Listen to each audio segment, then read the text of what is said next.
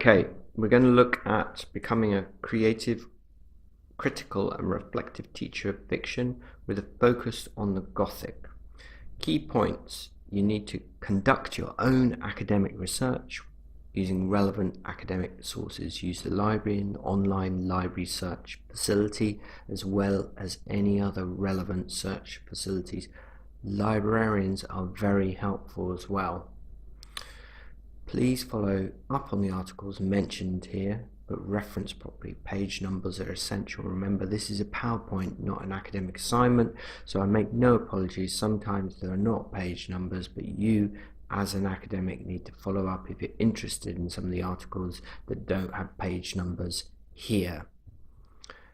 Remember to be critical, creative, and reflective when examining the relevant research and your own experiences. Methodology and ethics. You'll be using largely a qualitative approach, looking at various qualitative research, which we'll look at in this PowerPoint, but analysing quantitative data when relevant. Your methodological approach will be both literary and pedagogical for this topic. You will look at this in a minute, but you will need to be aware of various literary approaches and various pedagogical approaches too. Literary methodology. You're using literary studies to inform how and why you teach fiction in the way you do. Pedagogical methodology, using knowledge of pedagogy to inform your analysis of the teaching of fiction.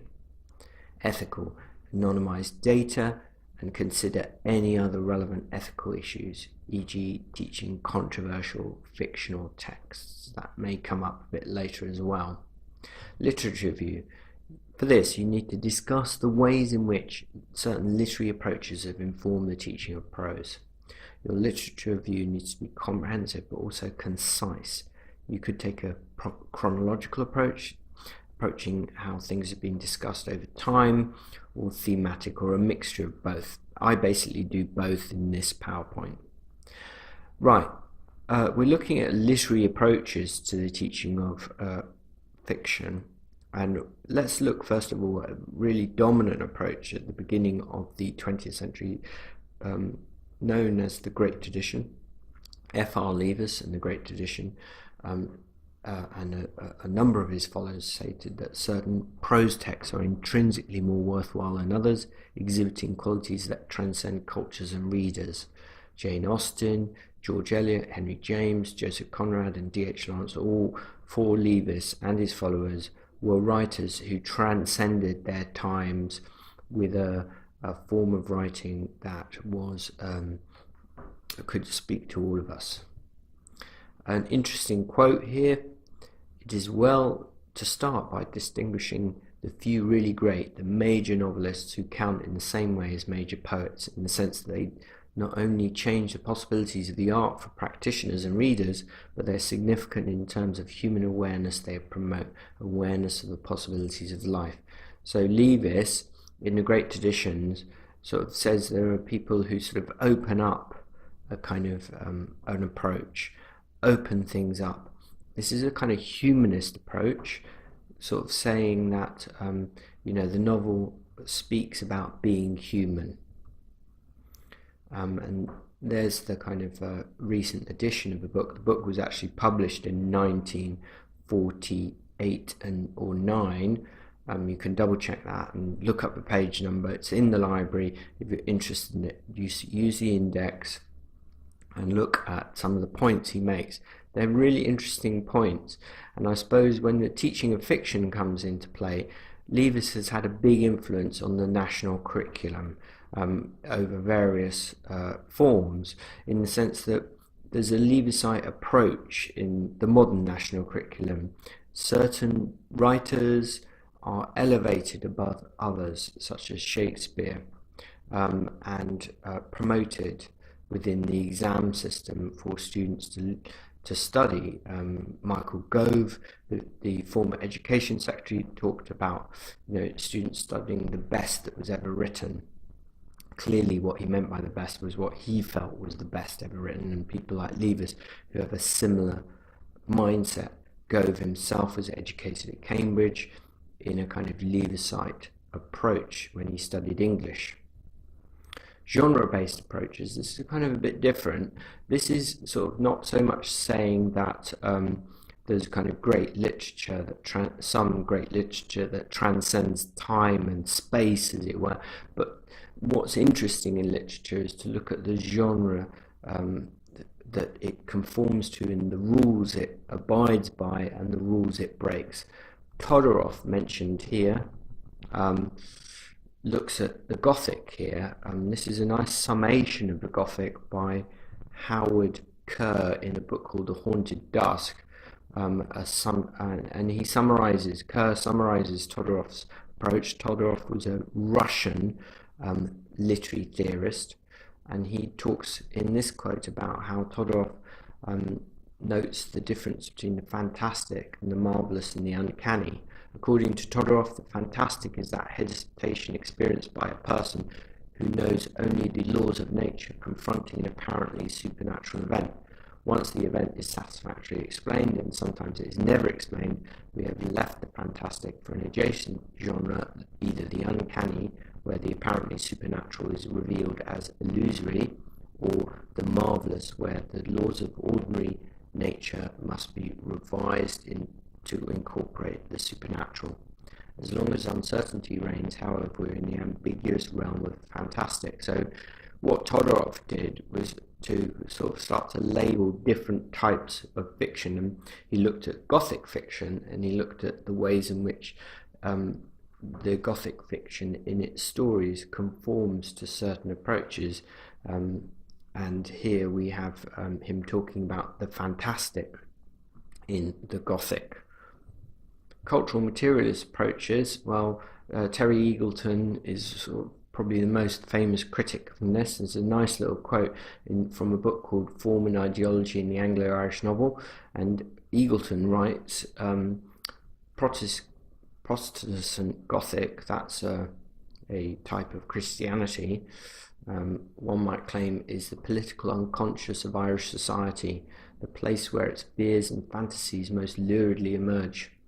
Ireland is violent, criminal, priest-ridden, full of autocratic, mouldering ruins and religious fanaticism, and thus a society ripe for Gothic treatment. And if the form is on the whole of Protestant origin, it is because nothing lends itself better to the genre than the decaying gentry in their crumbling mansions, isolated and sinisterly eccentric, haunted by the sins and spectres of the past, awash with ghosts and revenants of fairest kinds. For Gothic is a nightmare of the besieged and reviled, most notably of women, but in the case of an ethnic minority, marooned within a largely hostile people.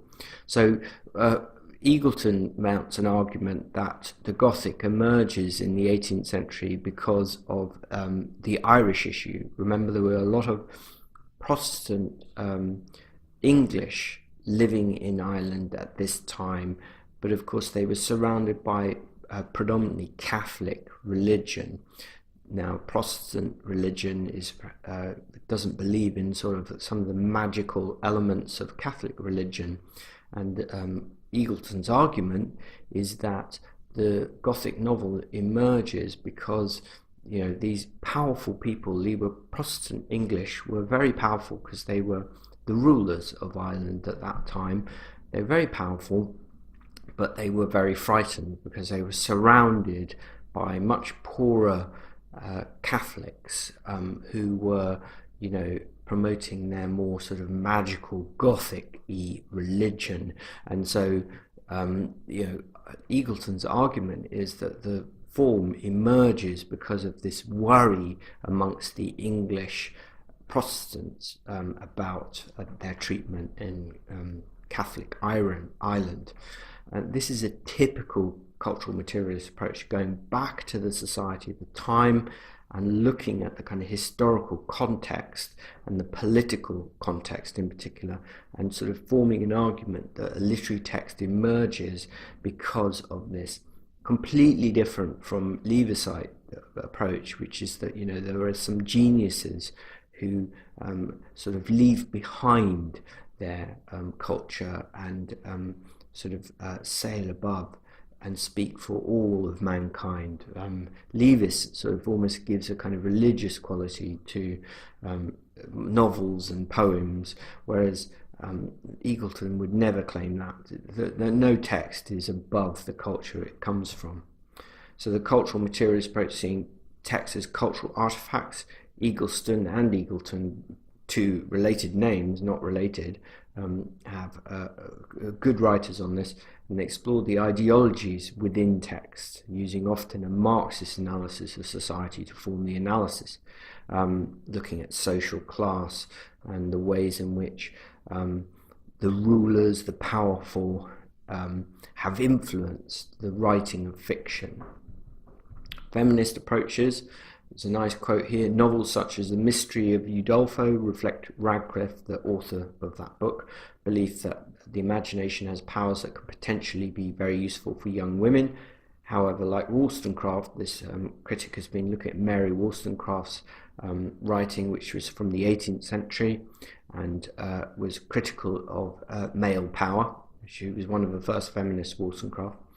However, like Wollstonecraft, Radcliffe believes that this imagination needs to be tempered by reason and by rational thought in order to be most effective. The tempering powers of imagination and sensibility by rationality is at heart of Radcliffe's terror Gothic fiction, where supposedly supernatural phenomena encountered by our heroines turned out to be a perfectly rational explanations. And there's a nice website here and a nice article to look at, Sensibility Gone Mad by Claire Knowles, and she looks at the Gothic fiction of the 18th century and Mary Wollstonecraft's kind of thought, and ties it together with modern figures like Buffy the Vampire Slayer, sort of arguing that the Gothic fiction can be analysed from a feminist viewpoint, looking at the position of women within Gothic fiction, sort of arguing that in a certain way Radcliffe's novels were subversive in the sense that they indicated that women could be powerful and intelligent in certain circumstances. Pedagogical approaches, well, you'd also need to look at this in your literature review. There's the behaviourist approach to the teaching of fiction, the lecture-based approach, learning is being taught. Watkins is good on this. You can click on the link in the PowerPoint as well on this one. There's a cognitive constructivist approaches. Learning is individual sense-making. It's about reading a novel is about individual discovery, as opposed to the behaviourist approach where you're just told by the teacher what to think, and you take notes and imitate what the teacher's doing. And then you've got the social constructivist approach, which is learning by social dialogue, discussion and scaffolding and more knowledgeable others. Bruno, Vygotsky, Watkins, Dimmock, Daly, who we'll look at in a minute, all sort of explore forms of social constructivism. Subject knowledge. In the light of your literature review, consider how you taught fiction and in your own teacher education and any relevant experiences in the classroom. What for you are the most important things you need to know about to teach fiction? Consider both skills and content. Reading for pleasure. Well, Daly, in Learning to Teach English in the Secondary School, writes an interesting article about reading, and she argues that reading fiction has to be placed within its political social context, and he notes that the national curriculum has a bias towards literary study and leads to sort of marginalisation of popular culture and working class voices within the teaching of fiction and other areas too. Daly would like teachers to consider the aims of reading. Why are class reading a text? To gain skills, knowledge, cultural capital? Are they trying to be part of a kind of culture that the society is promoting? I mean, I certainly think that someone like Michael Gove or Lewis would argue that it's an important part of your cultural capital to learn about the so-called great novelists. Consider reading strategies. Think about what are the best approaches: whole class reading, round the class, individual, group reading, the pitfalls and benefits to all of these methods. Show a balanced approach. What makes a supportive reading environment? Daly crucially asks. So what may make a supportive environment when you're teaching fiction and Gothic fiction. The power and pleasure of reading can easily be lost, Daly mentioned. So well, this is certainly true if students are not engaging with the text. So Daly talks about this in a particular chapter from this book, pages 69 to 90, the 2014 edition. You also look at Kremin's work, 2009. She's done a lot more work than this, but that article is a joint article looking at teachers as readers and the importance of teachers reading texts before they go into the classroom. And they've got a very nice website full of references, full of suggestions for teachers. Modern academic articles, well, here we've got Del Nero talking, and this is something you need to do in your piece, find a few modern academic articles about the teaching of fiction relevant to your area. This is Slaying Monsters, Students' Aesthetic Transactions with Gothic Texts. A nice, very clearly written article. Del Nero points out that, and she interviews some students, characters in a state of powerlessness definitely hit home. Emily's expressed in the interview in response to what, if any, Gothic traits stuck out for her. Gothic fiction commonly features characters with little agency because of their status as a societal other. That links to the feminist point we were looking at with Radcliffe and Rodolfo, and also cultural materialist points that, you know, these Gothic texts sort of show the power imbalance in the societies of the time. So you've got, you know, the very powerful sort of person living in a old crumbling mansion, rich, wealthy, but haunted by what they're in. Eagleton argues this is because it reflects an anxiety about the English living in Ireland. Del Nero has some really interesting points in her articles, well worth reading all of it, but at the end she sums up, when supporting students' construction of aesthetic transactions, consider trying these ideas. So she argues that you should teach the Gothic by taking an aesthetic approach, seeing fiction and the Gothic as much more than just reading words on a page. It's about engaging with the painting, Gothic music, Gothic films. And she makes these recommendations. She says, use excerpts from popular culture texts as a bridge to unfamiliar texts such as films, comics, so that students get a kind of feel for this, feel for the Gothic, because the Gothic is all around. Scrutinize your curriculum to ensure text diversity, so make sure it's not just about male, pale authors. You know, it's beyond the great tradition, as it were. It's looking at a rich diversity of modern and old texts. Balanced, text-dependent and open-ended questions. So balance getting them to sort of understand what's going on, as opposed to the more open-ended ones that lead to discussion, dialogue and debate. Implement multimodal and creative assignments. Get students to watch films, pictures, make collages, do storyboarding, get them to do stories and poems in response to what they're doing. Give students ample discussion time and allow for meaningful digression. So have group discussion about these issues. So multimodal approaches are important, using pictures, video, graphic novels. Berger's got a nice article on this, teaching graphic novels in the English classroom. Pedagogical possibilities in multimodal literacy engagement. So looking at, and that's available through the Goldsmiths Library. Practical reflections. Devise your own scheme of work or lesson plans if necessary. Look at Daly's on page 85 of Teaching English in the Secondary School, or other online resources such as a Grammar for Writing resources. There's a really lovely section on the Grammar for Writing on the monster calls and looking at how you could use grammatical approaches and creative approaches to teach that text, which is really a Gothic text, a modern Gothic text in an interesting way. Analyse and critique your lesson planning using knowledge gained in your literature review and subject knowledge sections. Consider literary approaches you are taking. Are you taking a leave-aside approach, only teaching the sort of so-called classics? Interestingly, Leavis was very condemning of the Gothic and didn't really feel that a novel like Frankenstein, Mary Shelley's Frankenstein, which is now considered an absolute classic, was important because it was sort of popular. Cultural materialist approaches, so seeing text as a kind of product of its time, looking at the ideologies in it, the genre-based, looking at the kind of rules for things like the Gothic genre. Feminist. And why are you taking this approach? Or are you going to use a mix of those approaches? Consider pedagogical approaches, behaviorist, constructivist, your aims, your values, what you want to achieve.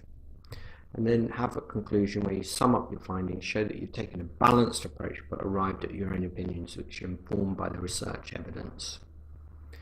Thank you very much.